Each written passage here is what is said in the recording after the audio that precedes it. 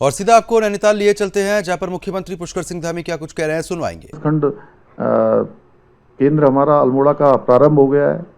हर एक जनपद में 13 के 13 जनपदों में हम इस प्रकार के सेंटर खोल रहे हैं साइंस के क्षेत्र में। और हल्द्वानी में एस्ट्रो पार्क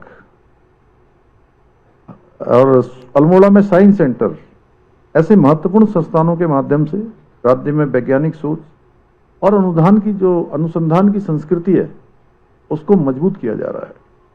आज के मैं इस अवसर पर कुछ बातें अपने युवा छात्र छात्राओं से भी कहना चाहता हूं कि मेरे प्रिय युवा साथियों, आज दुनिया का परिवेश तेजी से बदल रहा है। पुराने अवसर समाप्त हो रहे हैं और नए अवसर सर्जित हो रहे हैं। नई तकनीकी है, रोज नए अवसर लेकर आ रही है। टेक्नोलॉजी लगातार नए अवसरों को हमें नए अवसर प्राप्त करा रही है और आने वाले समय में वही युवा आगे बढ़ेगा जिसके अंदर सीखने की क्षमता होगी, नवाचार की सोच होगी। और जो परिवेश बदल रहा है, जो वैश्विक परिदृश्य बदल रहा है, उस वैश्विक परिदृश्य के साथ स्वयं को ढालने का साहस करेगा। यानी कि स्वयं को वैसा ही बनाएगा जैसे हमको आज जैसी आवश्यकता है, जैसे दुनिया के लोग चाहते हैं। क्योंकि आज वैश्विक रूप से आज पूरे वर्ल्ड के अंदर प्रतिस्पर्धा बढ़ रही है, लगातार कंपटीशन लगातार बढ़ रहा है। तो इस कंपटीशन में हमको भी पीछे नहीं रहना है, हमको भी उस कंपटीशन में अपने को सबसे आगे रखने का लगातार प्रयास करना है। अपने भीतर हमको नेतृत्व की क्षमता, नवाचार, समाज के प्रति उत्तरदायित्व की जो भावना है, उसको हमें विकसित करना होगा।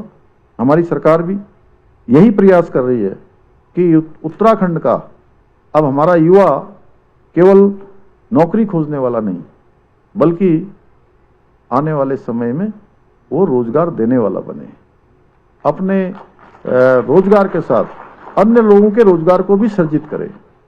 इसी उद्देश्य से राज्य में स्टार्टअप, इनोवेशन और उद्यमिता को लेकर निरंतर हम प्रोत्साहित कर रहे हैं।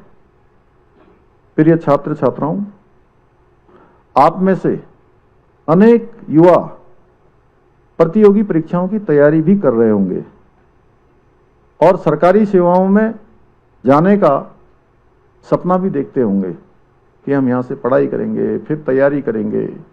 और जो सरकारी जो अनेक विभागों की भर्तियां निकलती हैं, आवेदन निकलते हैं, उन सभी में आवेदन भी करेंगे।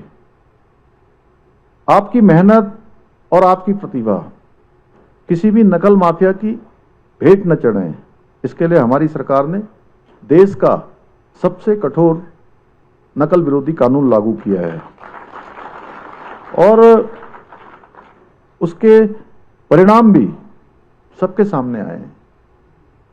पिछले 4.5 वर्षों में 34,000 से अधिक हमारे युवा भाई बहनों को पारदर्शिता के आधार पर, बिना किसी भ्रष्टाचार के, बिना किसी नकल के, योग्यता, प्रतिभा और क्षमता के आधार पर सरकारी नौकरियां प्राप्त हुई हैं।